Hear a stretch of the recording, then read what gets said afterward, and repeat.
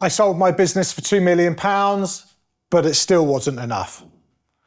That is not a failure story, that is a planning story. Because when most business owners think about selling, they focus on one thing: getting the highest price possible. And that makes complete sense, right? You have invested years of your life into building something valuable. You want the outcome to reflect that.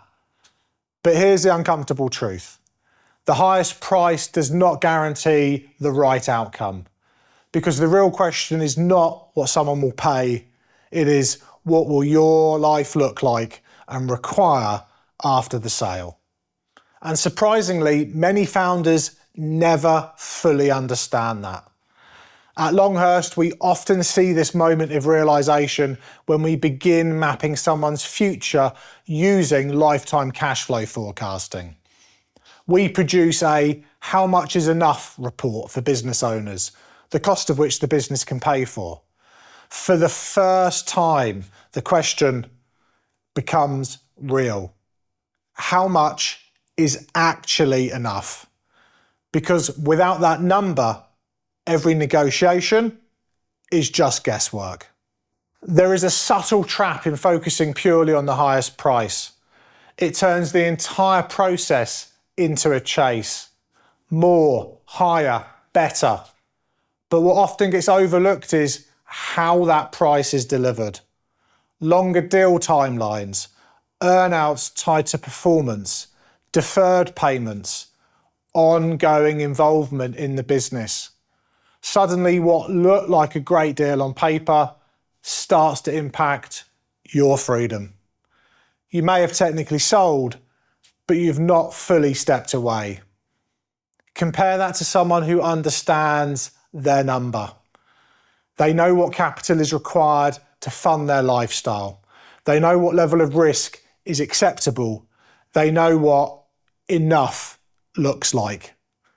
Now the negotiation changes.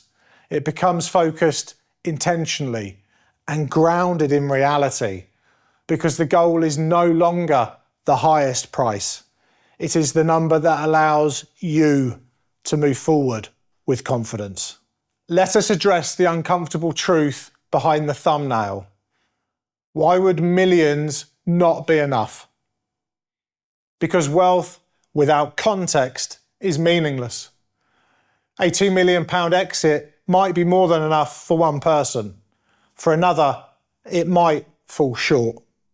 It depends entirely on the life you want to live, where you want to live, how you want to spend your time, what responsibilities you carry, and how long that wealth needs to last. And that is where many founders get caught out. They focus on the size of the number, not what the number actually needs to do. At Longhurst, we break this down using lifetime cash flow forecasting. We look at spending, inflation, tax, investment returns, and longevity. And when you see your future mapped out in that level of detail, something shifts. The number stops being impressive. It starts to become functional. If you take one idea from this video, let it be this: design your life before you design your exit. Too many founders sell first, then figure out the rest later. And the most successful exits start with clarity. What does life look like after the business? More time with your family, travel, new ventures, good giving, maybe a slower pace of life. Once that vision is clear, we can start to quantify it. Annual spending, future plans, unexpected costs, margins of safety.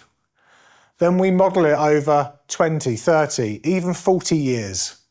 This is where financial planning becomes incredibly powerful, because it translates lifestyle into a number. And once you have that number, everything changes.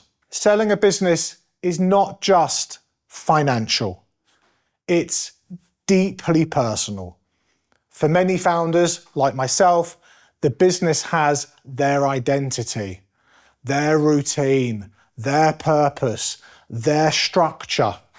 When that disappears, the emotional impact can be significant. And this is where the right number matters even more, because it creates psychological safety. Knowing that your future is secure allows you to embrace the next phase of life. Without that clarity, even a large exit can feel uncertain. We often see founders who have achieved incredible sale prices, yet still feel uneasy. Not because they lack wealth, but because they lack certainty. Planning removes that. It replaces ambiguity with clarity. So, how do you actually define enough? It starts with your lifestyle. We build a detailed picture of future spending. Then we project it forward. We factor in inflation, market variability, longevity. We look at your existing assets. We then test scenarios. What happens if markets underperform? What if you live longer than expected? This is not about being conservative. It's about being prepared. The result is a clear capital target, your number. And this is the number your business needs to deliver. Once you know your number, negotiation becomes very different. You are no longer guessing. You are no longer emotionally attached to every incremental increase. You are making decisions based on clarity. If an offer meets your number, you can move forward confidently. If it does not, you know why holding out or growing further may be necessary. It also changes how you view deal structure. Sometimes a slightly lower upfront price with fewer conditions creates more freedom than a higher headline number tied to years of obligations. The best deal is not always the biggest. It's the one that works for your life. The final stage of your business deserves as much thought as the first, because this is not just a transaction, it's a transition.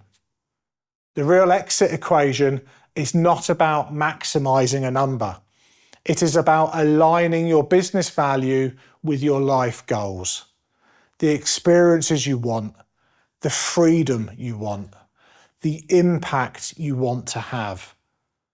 Financial planning brings those ideas into focus. It gives you clarity, and clarity allows you to recognize the right deal when it happens. Because in the end, success is not selling for the highest price. It's selling for the right price.